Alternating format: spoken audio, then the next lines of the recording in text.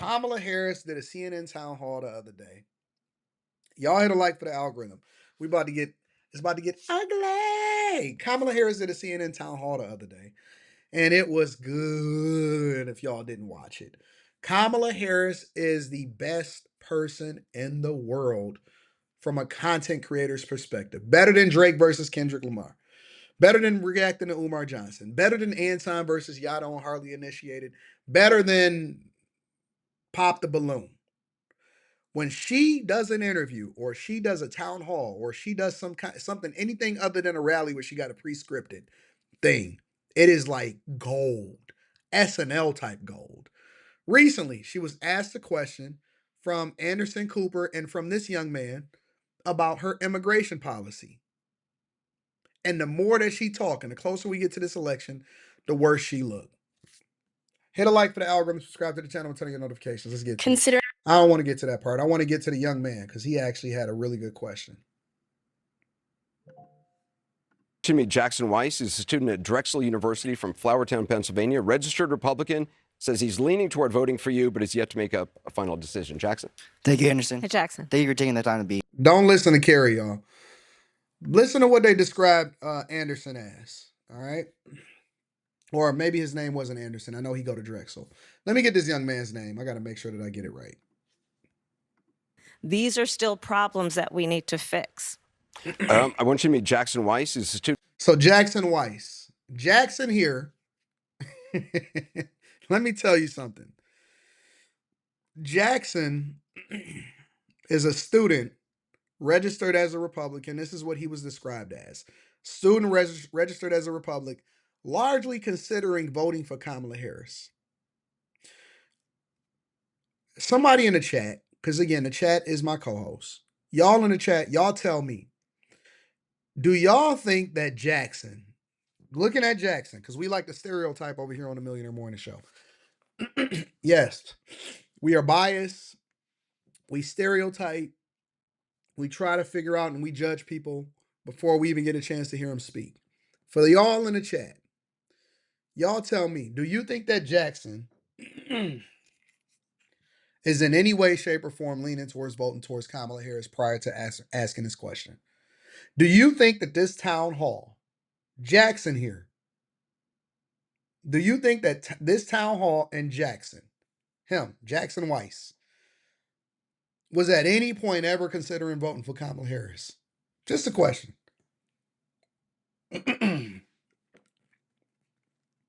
Ain't no way in hell Jackson was ever considering voting for Kamala Harris.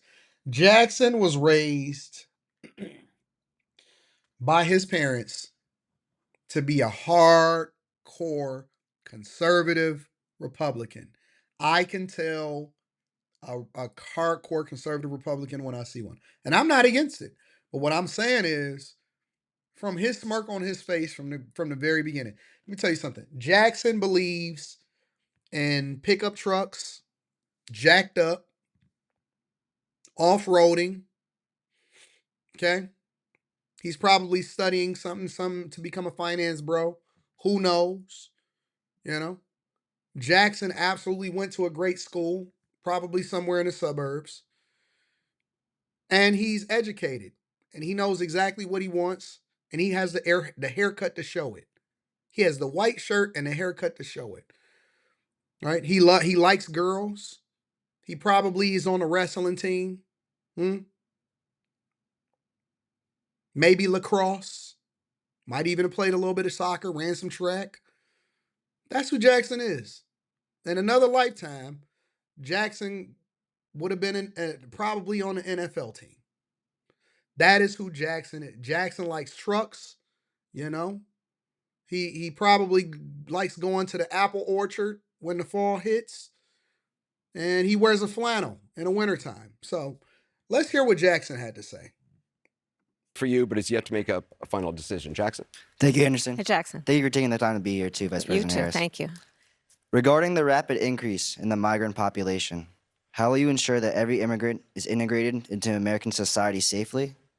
What benefits and subsidies will you provide them with, and how long will these benefits and subsidies last for an individual? Most importantly, Will the American citizens' taxes pay for these benefits and subsidies? And if so, how much money will be allocated? And his name is Jackson with an X. Jackson asked 4 questions in one. I told you he was smart. I'm explaining your white life. I know who they are. I know who they are. I know exactly. That's where I raised my daughter around. That's why my daughter wanted a Bronco. She wanted the Raptor with the lift kit. Cause she lives that same lifestyle. They all walk around with Crocs on half the time. Yes, I know exactly who you are. He has 4 questions in one. Let's hear him again for the people in the back so you can hear her answer. Jackson with an X. Tell us again what your questions are. And subsidies will you Jackson. Thank you, Anderson. Hey, Jackson. Thank you for taking the time to be here too, Vice You President too. Harris. Thank you. Regarding the rapid increase in the migrant population, how will you ensure that every immigrant is integrated into American society safely? How will you ensure that every immigrant is integrated into society safely? Meaning that we got killers out here that's unvetted at the border. What benefits and subsidies will you provide them with? What benefits and subsidies will you provide them with? Because we see what's going on in New York for them getting free money housing, EBT cards, and now they're starting to buy homes. And how long will these benefits and subsidies last for an individual? And how long is it going to last? Most importantly, will the American citizens' taxes pay for these benefits and subsidies? And if so, how much money will be allocated? And why we got to pay for it? When you going to get some people over here that's actually going through the border the right way?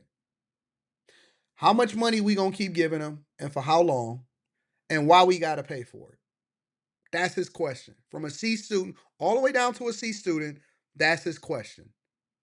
And then he gave her the stare of death, the Darth Vader stare. And look at her looking at Jackson like, you seem like a plant. Well, thank you, Jackson. Let's start with this. America's immigration system is broken and it needs to be fixed. And it's been broken for a long time.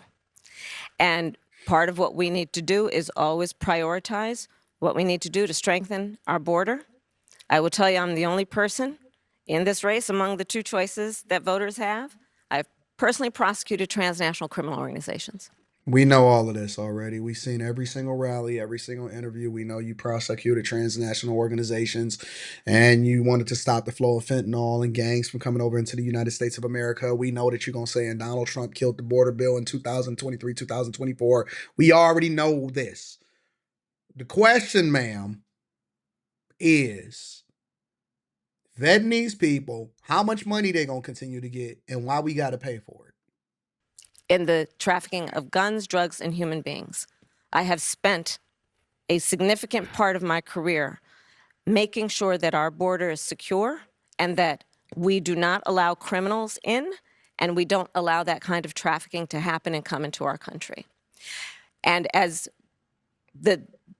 my opponent has proven himself, he would prefer to run on the problem rather than fix it. Okay? Problem instead of fix the problem. Got it. You may know there were some of the most conservative members of the United States Congress working with others that came up with a border security bill. That would have put We already seen that debunked. 1,500 more border agents at the border. Those Brett Bauer made sure that he went ahead and killed this argument. Agents are overwhelmed. They need the support. They need the backup. It would have allowed us to have more resources to stem the flow of fentanyl. I don't need to tell this state and people around the country what is happening in terms of the scourge of fentanyl and how it is literally killing Americans. None of this answers the question, by the way, but let's continue. It would have put resources into stemming the flow. It would have given more resources to prosecute, to investigate and prosecute transnational transnational criminal organizations and gangs and stop the flow of fentanyl. Organizations. It would have done a lot of good.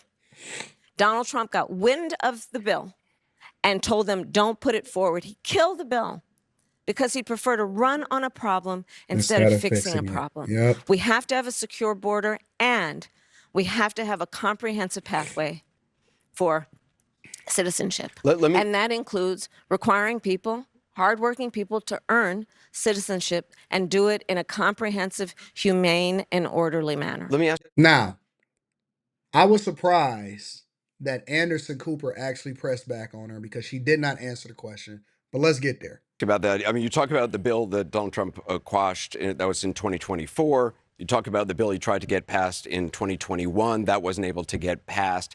2022, 2023, there were record border crossings. Yep. Your administration took hundreds of executive actions. It didn't stem the flow. Numbers kept going up. Finally, in 2024, just in June, 3 weeks before the first presidential debate with Joe Biden, you institute executive actions that had a dramatic impact, really shut down people crossing over. But didn't stop them from flying over. Let's continue. Why didn't your administration do that in 2022, 2023? First of all, you're exactly right, Anderson. And as of today, we have cut the flow of immigration by over half. In fact, the numbers I saw most recently, illegal immigration But if is it was low. that But hold easy on, with let me that finish. executive action, why not do it in 2022, 2023? Because we were working with Congress and hoping that actually we could have a long-term fix to the problem instead of a short-term fix. You couldn't have done one and both at the same time? Well, here's the thing. We have to understand that ultimately this problem is going to be fixed through congressional action. So you took executive action after removing the executive action and 94 different items that was set in place by Donald Trump in order to make sure that we stem the flow of migrants into this country that was working. You killed those, but yet you say that you want Donald Trump prefers to run on a problem instead of fixing a solution. It sounds like they're talking about themselves versus talking about Donald Trump. And Anderson Cooper hit it right on the nail. He followed up and he actually supported the young guy because they don't let the audience members actually follow up with additional questions to, substantiate the fact that you never answered the original one. And Anderson Cooper, I couldn't believe that he pressed her. He said, listen, so you couldn't do both? So y'all stop the flow of migrants into this country after you say that he killed the bill that also included a bunch of bloated policies that had nothing to do with supporting our border, but funding proxy wars. And why couldn't you do both? How come you couldn't put executive action into place while at the same time continuing to fight for a long-term solution from Congress? Congress has the authority and the purse. I'd hate to use DC terms, but literally they write the checks.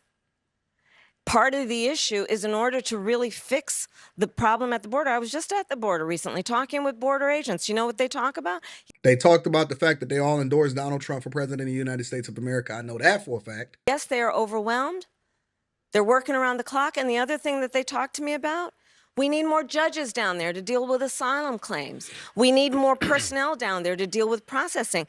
But Anderson, and that's where Congress kicks in terms of dedicating the resources to actually fixing the problem. We have dealt with it such that, to your point, we now, as of today, as of our visit. Somebody said, how about you fact check Trump because it's tariff plan and not it? It's absolutely it. And I did a whole show. Not half of a show like we doing with Kamala Harris. I did a whole show where we broke down every single thing that he said about the tariff when he did his interview with Bloomberg. We dedicated 2.5 hours to fact checking and deep diving into his tariff plan as well as immigration and everything else. And I actually called people that was a part of the steel industry to find out exactly how the steel industry was faring under Kamala Harris and the Biden administration. So just tell me that you didn't attend that show and you're not familiar with it. Because again, last week, I think it was Friday, you can go back and watch it. It's available for you to go and restream. We did a whole show dedicated to breaking down his tariff plan. You're more than welcome to go watch it, and we have clips as a result of it. Have a nice night. Have lower undocumented immigrants and illegal immigration than Trump when he left office. That's true. But we need a permanent solution, and that requires bipartisan work. Do you wish you'd done those executive orders in 2022, 2023? I think we did the right thing, but the best thing that can happen for the American people is that we have. She don't want to give Trump no credit. Bipartisan work happening, and I pledge to you that I will work across the aisle to fix this long-standing problem. I think the American people are demanding it on both sides of the aisle, And it's time we actually put the partisan approach to this aside. We know what can work. Well, let's talk about this compromise bill that you want to pass if you're elected. You said that's going to be a priority. It includes $650 million in funding for the border wall. That's something Republicans wanted. That was part of the compromise. Yep. Under Donald Trump, you criticized the wall more than 50 times. You called it stupid, useless, and a medieval vanity project. Ooh. And I can't believe that Anderson Cooper was actually pressing her. Somebody said it in the chat. They said CNN pressing a Democrat is wild. I think it was Geo Black. Yeah, this is insane to see. But this just tells me that they don't even believe in her. They may believe in a Democratic president, but they don't believe in her. And we're going to go into Van Jones and all of them and what their reaction is. The people that know, even the Democrats, even these pundits, these political pundits who are supposed to be swayed or who's supposed to be swayed and slanted more towards Democrats, they don't believe in her. It's some Republicans that I don't like. They don't believe in her. It's people that's on both sides of the aisle that was like, listen, I'm not necessarily for Republicans, but I don't believe in Kamala Harris. Imagine if she had been running at the same amount of time that Biden had been running prior to them pushing him out. This would be an absolute disaster. They would be pushing her out also. Yes, they would. Is a border wall stupid? Well, let's talk about Donald Trump and that border wall. What is So funny? remember, Donald Trump said Mexico would pay for it? Come on, they didn't. How much of that wall did he build? I think the last number I saw is about 2%. And then when it came time for him to do a photo op, you know where he did it? In the part of the wall that President Obama built. But you're agreeing to a come bill on. that would earmark $650 million to continue building that wall. I pledge that I am going to bring forward that bipartisan bill to further strengthen and secure our border. Yes, I am. And I'm going to work across the aisle to pass a comprehensive bill that deals with a broken immigration system. I think Jackson's question, part of it was to acknowledge that Can't word salad your America way has through always this. had migration, but there needs to be a legal process for it. People have to earn it. And that's the point that I think is the most important point that can be made, which is we need a president who is grounded in common sense and practical outcomes. Like, let's just fix this thing. Let's just fix it.